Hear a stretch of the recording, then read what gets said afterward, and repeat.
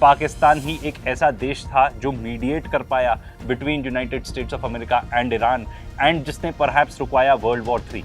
इसको लेकर इतिहास में तो पाकिस्तान का नाम रोशन हो ही चुका है। पाकिस्तान ने ईरान के न्यूक्लियर प्रोग्राम को बैक इन द डे तक हेल्प किया था। काफी हद तक उसमें क्रेडिट आपको पाकिस्तान को देना पड़ेगा। रिकॉर्ड नंबर ऑफ शिप्स अगर किसी देश की निकली हैं थ्रू स्ट्रेट ऑफ हॉर्मूज तो वो पाकिस्तान की है। कि अगर यही सेम चीज इंडिया कर रहा होता ना तो ढिंडोरा इतना ज्यादा पिट गया होता इस चीज का।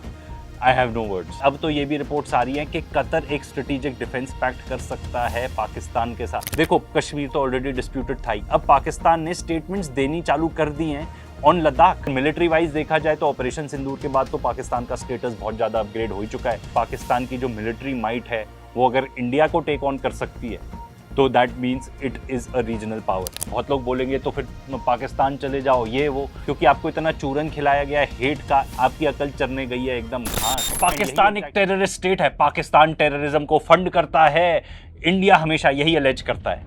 पाकिस्तान बैंकरप्ट होने वाला है। देखो पर हम तो विश्वगुरु हैं and we are one of the biggest markets in the world. पूरी दुनिया हमारे यहाँ आना चाहती है अपना माल बेचने के लिए। Pakistan on the other hand war wage कर रहा है अगेंस्ट तालिबान, अफगानिस्तान के अगेंस्ट। पर फिर भी सबके बावजूद आप ये नहीं डिनाई कर सकते कि पाकिस्तान ही एक ऐसा देश था जो मीडिएट कर पाया between United States of America and Iran and जिसने परहैप्स रुकवाया वर्ल्ड वॉर 3। अभी तक तो बिल्कुल, क्योंकि जो सीज फायर भी रहा है बहुत हम जैसे लोगों को भी लगा था, मी पर्सनली ऑल्सो, कि ज़्यादा दिन तक नहीं टिक पाएगा ये सीज फायर। पर देखो उन्होंने जो एफर्ट्स करे हैं अगेंस्ट ऑल ऑड्स, उसके वजह से अभी तक तो वॉर रुका हुआ है। आगे जाके क्या होगा ये हम नहीं कह सकते, पर फुल मार्क्स पाकिस्तान को, क्योंकि उन्होंने जो भी मीडिएशन की है बहुत ही सक्सेसफुल रही है अभी तक। एंड देखो आखिरकार दोनों जो देश हैं यूएस एंड ईरान, उनकी क्या क्या डिमांड्स है वो पूरी हो पाएंगी कि नहीं वो डिटरमिन करेगा अगर ये सीज फायर एक्सटेंड होता है, एक्चुअली प्रॉपर पीस प्लान में कन्वर्ट होता है तो। पर आज का सवाल ये है कि पाकिस्तान जैसा देश जिसको इंडिया कहता है कि भाई ये तो भिखारी लोग हैं, कुछ भी नहीं, ये तो सिर्फ पोस्टमैन है, ठीक है, एंड अकॉर्डिंग टू इंडिया ये बस एक टेरर फाइनेंसिंग स्टेट है, जिसके पास जो मीडिएशन करी उसके होटल के बिल देने के भी पैसे नहीं है। कहाँ से ऐसे हो गया, ऐसा कैसे हुआ कि भाई ये लोग दलाली करने लगे? कुछ लोगों के वर्ड्स में दलाली करने लगे, पर जो भी लोग ये कह रहे हैं ना, they would have loved to get the attention of the world जो पाकिस्तान को मिली है।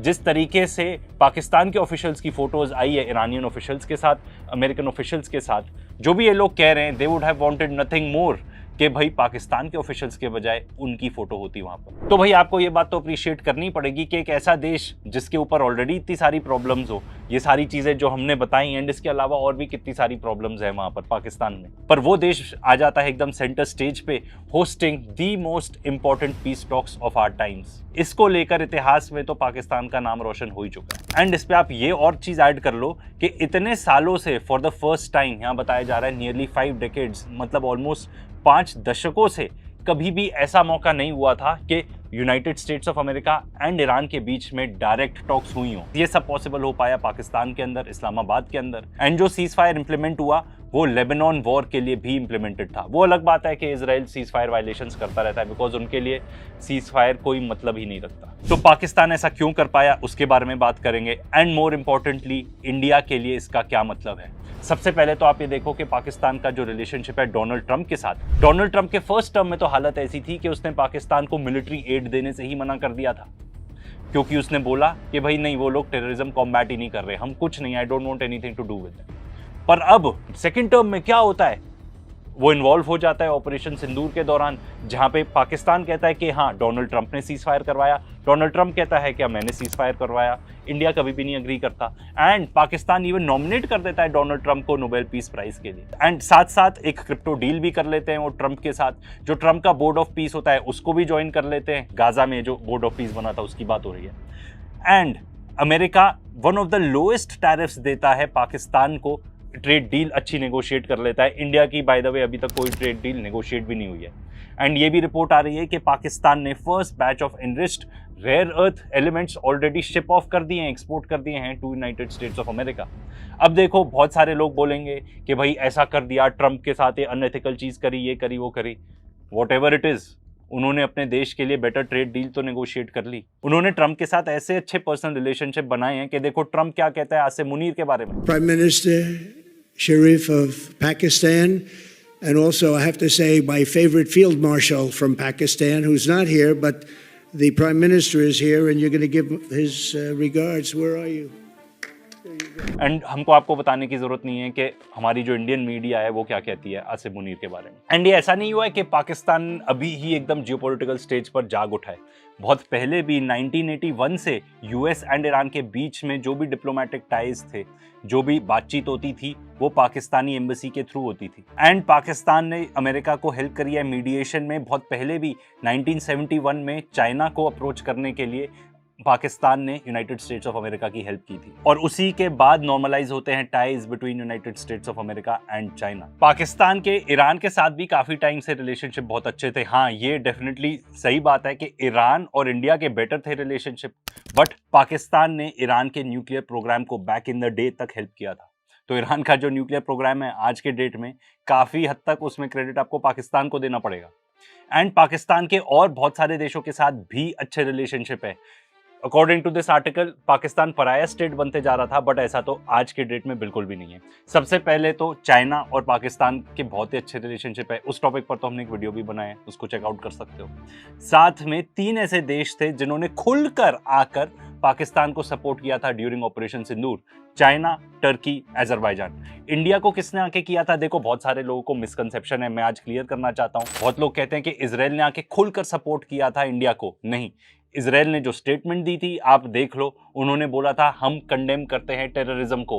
उन्होंने पाकिस्तान को कंडेम नहीं किया एंड खुलकर आकर इंडिया को तो बिल्कुल नहीं सपोर्ट किया। पाकिस्तान का डिफेंस पैक्ट है सऊदी अरेबिया के साथ, एंड ईरान के साथ अभी तो इतने अच्छे रिलेशनशिप हैं कि रिकॉर्ड नंबर ऑफ शिप्स अगर किसी देश की निकली हैं थ्रू स्ट्रेट ऑफ हॉर्मूज तो वो पाकिस्तान की है। एंड चाइना पाकिस्तान के रिलेशनशिप होने का चाइना को भी भरपूर फायदा मिल रहा है। सीपेक का तो पार्ट है ही है पाकिस्तान। साथ ही में चाइना के जो JF-17 जेट्स हैं जो पाकिस्तान और चाइना इकट्ठे बनाते हैं, पाकिस्तान ने बहुत ही अच्छा काम किया उनको बेचने के लिए। देखो, ऑपरेशन सिंदूर के बाद तो काफी वाहवाही हो ही गई थी इन जेट्स की।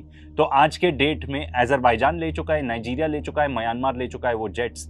एंड अब आगे प्लान्स हैं कि इराक भी लेगा, बांग्लादेश, इंडोनेशिया, सऊदी अरेबिया और लिबिया। साथ ही साथ यूनाइटेड किंगडम के साथ भी अच्छे रिलेशनशिप हो गए हैं पाकिस्तान के। एक फ्री ट्रेड डील उनकी साइन होने वाली है। एंड देखो, ये बात तो बहुत जरूरी है, पूरे दुनिया भर के जितने भी वर्ल्ड लीडर्स हैं ना, वो पाकिस्तान से बात करना चाहते हैं कि भाई एग्जैक्टली हो क्या रहा है, ये जो नेगोशिएशन चल रही है उसमें क्या हो रहा है। क्योंकि हर कोई चाहता है कि ये जो स्ट्रेट ऑफ हॉर्मूज है वो खुल जाए, ये जो इकोनॉमिक पेन इतना चल रहा है एंड जो आगे आ सकता है वो भी रुक जाए। तो उसमें भाई apart from America and Iran सबसे बेहतरीन इंफॉर्मेशन किसके पास होगी? पाकिस्तान के पास होगी। ऐसे ही जापानीज प्राइम मिनिस्टर ने बात की थी पाकिस्तान के प्राइम मिनिस्टर शहबाज शरीफ से। कीयर स्टारमर जो यूके का प्राइम मिनिस्टर है, उसने तो आके खुलकर बोला था कि भाई पाकिस्तान एक बहुत ही क्रिटिकल रोल प्ले कर रहा है। एंड इसके अलावा पाकिस्तान के जो फॉरेन मिनिस्टर हैं एंड पाकिस्तान इटसेल्फ, उन्होंने बहुत सारी मीटिंग्स करी हुई हैं with other countries in the region, चाहे वो इजिप्ट हो, टर्की हो या और गल्फ कंट्रीज हो। मैं आपको इतना बता सकता हूं कि अगर यही सेम चीज इंडिया कर रहा होता ना तो ढिंडोरा इतना ज्यादा पिट गया होता इस चीज का, I have no words. And इसमें एक और चीज मैं ऐड कर दूं कि पाकिस्तान के ईरान के साथ इतने अच्छे रिलेशनशिप हैं। बहुत सारे देश, जापान जैसे, जिनके ईरान के साथ कोई अच्छे रिलेशनशिप है नहीं, बिकॉज वो out and out American ally हैं। तो हो सकता है वो पाकिस्तान को अप्रोच कर रहे हो कि यार हमारा भी कुछ मामला निपटा दो स्ट्रेट ऑफ हॉर्मूज में। इतना ही नहीं, अब तो ये भी रिपोर्ट्स आ रही हैं कि कतर एक स्ट्रेटेजिक डिफेंस पैक्ट कर सकता है पाकिस्तान के साथ। तो सऊदी अरेबिया तो हो गया, टर्की की बात चल रही थी, उन्होंने नहीं किया, पर अब कतर भी ऐड हो सकता है उस पर्टिकुलर लिस्ट में। देखो, ये जो पाकिस्तान के एफर्ट्स हैं वॉर रुकवाने के लिए, वैसे तो वेलकम करना चाहिए पूरी दुनिया को, बट यूएई जैसे ऐसे देश हैं जिनको बिल्कुल भी नहीं समझ में आई ये बात, तो उन्होंने बहुत सारे पाकिस्तानी वर्कर्स को एक्सपेल करना चालू कर दिया। साथ ही साथ जो उन्होंने लोन दिया हुआ था पाकिस्तान को, तुरंत रिकॉल कर लिया। तो पाकिस्तान की अब आप देखो फॉरेन पॉलिसी यहाँ पे भी एकदम ऐसी हो गई कि यूएई बोलता है हमारे पैसे दे दो, तो पाकिस्तान चले जाता है सऊदी अरेबिया के पास, उनसे एड ले लेता है और वापस कर देता है। तो ये जो पाकिस्तान ने इतनी मेहनत की है वॉर को रुकवाने के लिए, this has gained attention from the entire world. अब ये इंडिया को कैसे अफेक्ट करता है? देखो, सबसे पहले तो जो पाकिस्तान का स्टांस रहा है ऑन कश्मीर एंड अब तो लद्दाख, वो और ज्यादा स्ट्रांग बन गया है। देखो, कश्मीर तो ऑलरेडी डिस्प्यूटेड था ही, अब पाकिस्तान ने स्टेटमेंट्स देनी चालू कर दी हैं ऑन लद्दाख। तो होता यह है कि इंडिया ने कुछ नई डिस्ट्रिक्ट्स क्रिएट करी लद्दाख के अंदर, जिस पर पाकिस्तानी फॉरेन ऑफिस ने अपनी स्टेटमेंट्स दी हैं। एंड देखो, वो ये सब इसलिए खुल के इतना ज्यादा कर पा रहे हैं क्योंकि चाइना का फुल सपोर्ट है उनके पास, एंड चाइना भी उसको डिस्प्यूटेड टेरिटरी मानता है।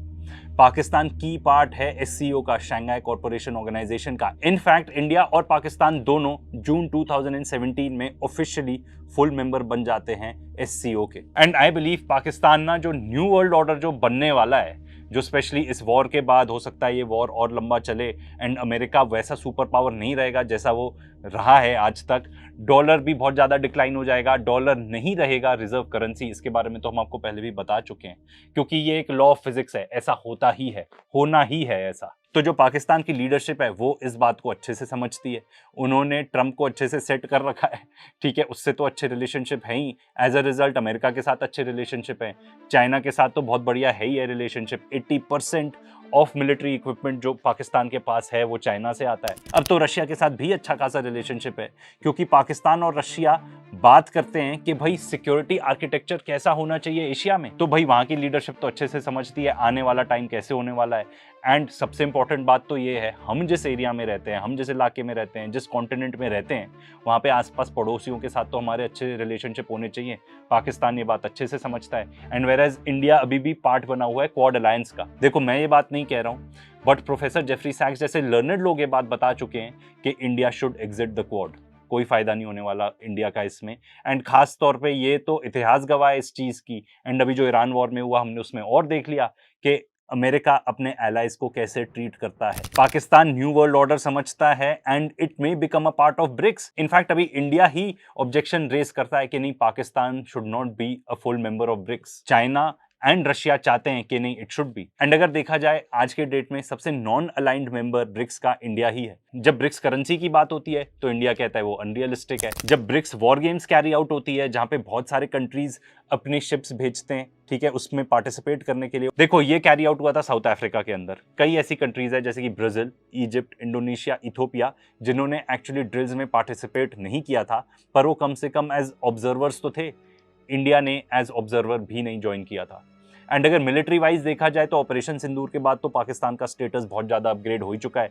लोग उनको बहुत ज़्यादा सीरियसली लेने लगे हैं, बिकॉज दे कैन सी कि पाकिस्तान की जो मिलिट्री माइट है वो अगर इंडिया को टेक ऑन कर सकती है तो that means it is a regional power. देखो हम भले ही जो क्लेम करते रहें कि हमने उनके 11 जहाज गिरा दिए, ये वो, मैटर ये करता है कि इंटरनेशनल ओपिनियन क्या है। एंड यूएस के पैनल की रिपोर्ट आ चुकी है जिसमें वो कह रहे हैं कि पाकिस्तान को ज़्यादा सक्सेस मिला था। एंड वो ये भी बता रहे हैं कि चाइना फुल फ्लेजेड इन्वॉल्व था। एंड अब तो चाइना ने खुद ही अग्री कर लिया है कि उनके इंजीनियर्स तक एकदम मौजूद थे पाकिस्तानीज के साथ फुल फ्लेजेड सपोर्ट देने के लिए। उनके टेक्नीशियंस ने साइड बाय साइड पाकिस्तान के साथ वर्क किया है। एंड वो ये भी बता रहे हैं कि फुल फ्लेजेड हेल्प थी साथ में इंडिया के जो राफेल जेट्स हैं उनको गिराने के लिए। एंड देखो सिंपल बात है, चाइना क्यों नहीं करेगा हेल्प, क्योंकि इसी का नतीजा है कि अब चाइनीज जेट्स काफ़ी बिकने लगे हैं मार्केट में। एंड जिस चीज़ में अमेरिका सबसे आगे था अपने डिफेंस प्रोडक्ट्स बेचने में, उसमें चाइना अब एक्चुअली कंपटीशन देगा, अच्छा खासा कंपटीशन देगा अमेरिका को, स्पेशली क्योंकि अब जो हमने ईरान वॉर के अंदर देख लिया है कि चाइना किस तरीके से पीछे ही रह के इतनी ज़्यादा हेल्प कर देता है अपने पार्टनर्स को कि उसको वॉर में अपने असली कार्ड्स दिखाने की जरूरत ही नहीं है। एंड देखो अब आप में से बहुत सारे लोग इस टाइप के कमेंट करोगे, इंडिया में तो आदि हैं, अब इसमें से कितने बॉट्स हैं कितने असली लोग हैं ये नहीं पता। बहुत लोग बोलेंगे तो फिर पाकिस्तान चले जाओ ये वो। तो भाई जो इस टाइप की जनता है, ये वीडियो स्पेशली आप लोगों के लिए ही है, क्योंकि आपको इतना चूरन खिलाया गया है हेट का, इतनी ज़्यादा नफरत भर दी गई है कि आपको और कोई इमोशन समझ ही नहीं आता। Hate against a certain country, hate against a certain community, कोई सेंस ऑफ लॉजिक नहीं बचा है, कोई इंटेलिजेंस नहीं बची है, आपकी अकल चरने गई है एकदम घास। एंड यही एग्जैक्टली चीज़ है जो इस देश को ना पीछे धकेल रही है।